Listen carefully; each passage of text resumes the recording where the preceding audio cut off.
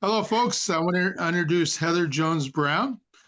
She's running for Polk County Supervisor in the 4th District, which covers East Des Moines, Southeast Des Moines, Runnels, Pleasant Hill, and parts of the other parts of the Eastern Polk County. And so she just announced here in the last 2 weeks.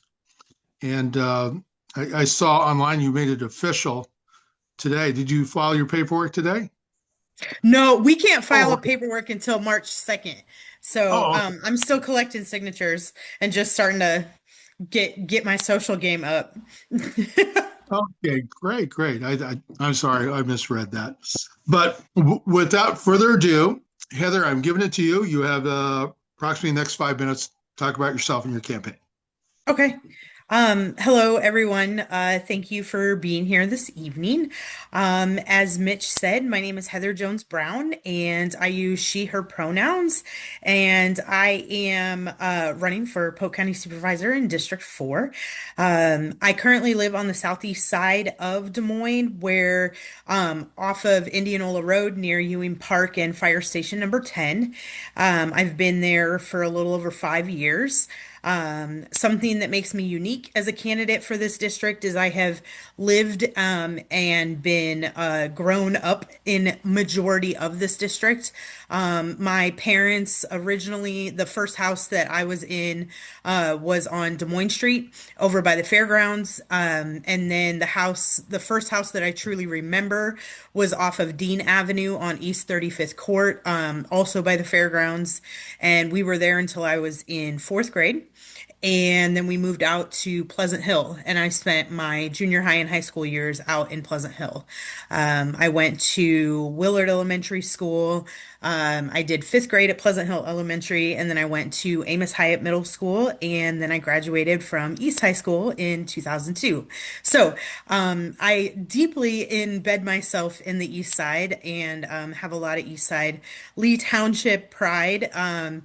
And throughout my career, I've done a lot of different things through the career lens.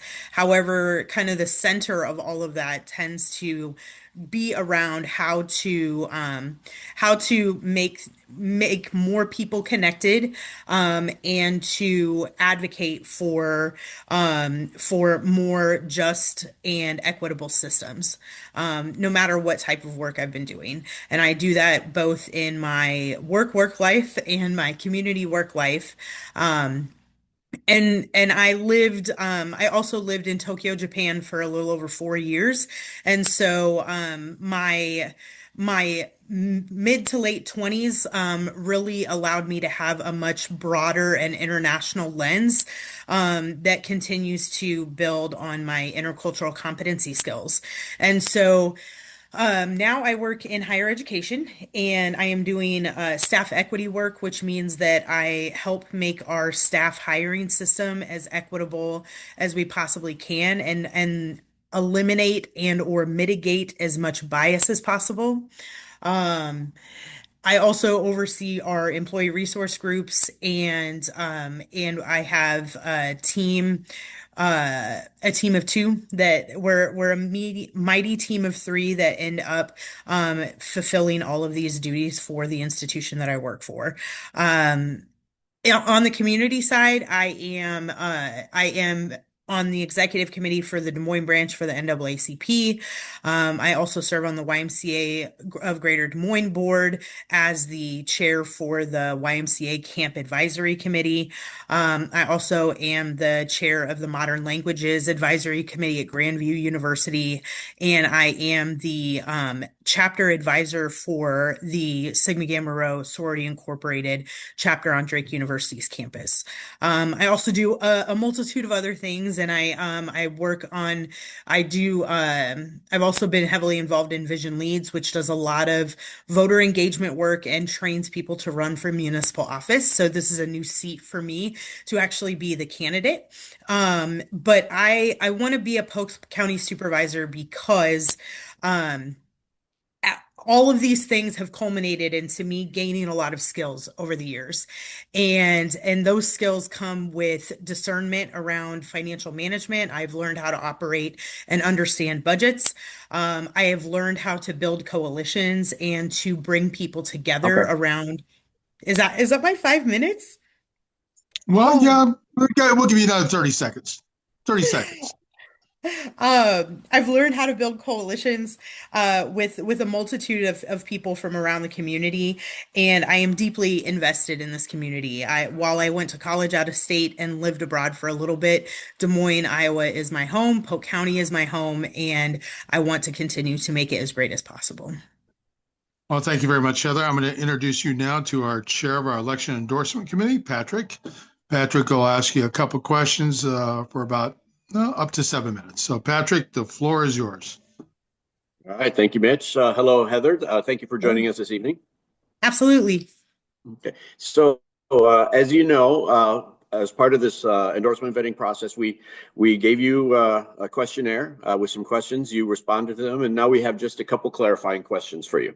Okay. So, the first one is question 5B. Asked for your ideas for increasing affordable housing in your county. Your answer effectively restated the issue, but it was a bit light on outlining your specific solutions. So now we'd like you to tell us what concrete examples, solutions, and ideas you have to alleviate the lack of affordable housing in your county. Yeah. Thank you for the question. The I think a few ways that I would approach this work is first and foremost by connecting not only with the community organizations that focus their entire day-to-day work around how to increase affordable housing options in our community.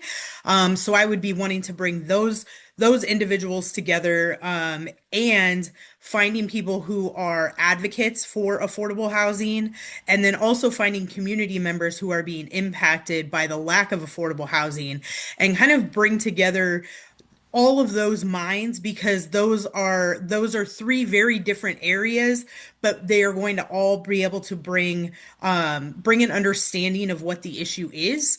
The next step of that, I think, would be connecting with some of the builders in town, and figuring out what we can do, taking from that information of that focus group and learning what the issues are and what people would like to have, and going and talking with folks that are actually building our housing in this community, and see what are ways that we can start to approach this problem, and figure out what are some solutions. But I don't say this as somebody who is an expert in affordable housing.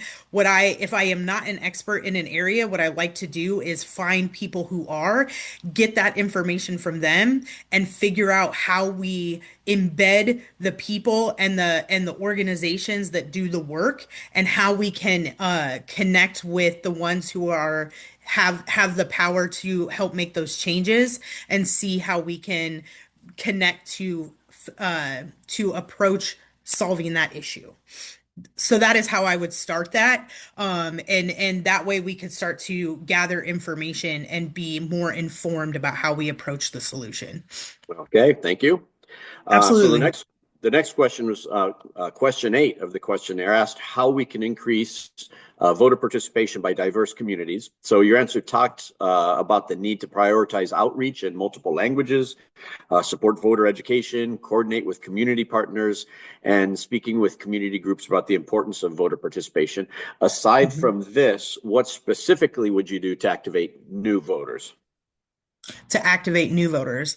I plan to be a full-time Polk County supervisor. And so one of the ways that I foresee that being part of my duty is to be connecting with the people in my district, if whether it's going door to door, or whether it is finding ways to be at neighborhood association meetings, be at community organization meetings, whether it is going to the community centers, the senior centers in the district, whether it is going to the schools and talking to the students and making sure that there is a plan for them to be registered to vote as they are coming into their time to turn 18 and start participating in this democracy.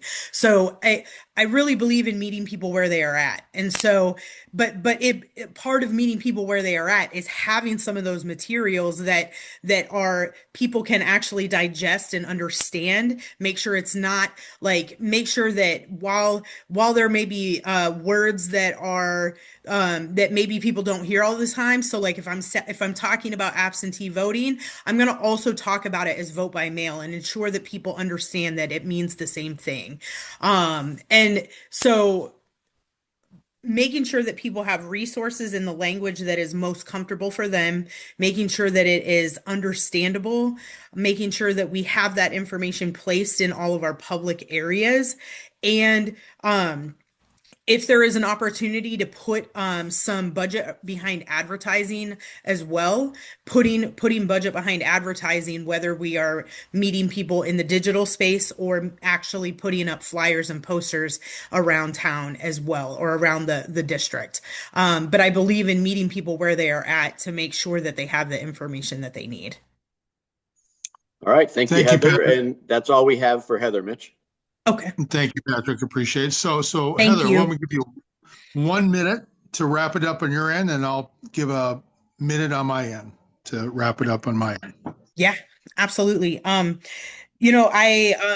kind of seen the Iowa Unity Coalition over the years. I haven't been as directly involved, but I've been continued to support as a member over the years as it has existed.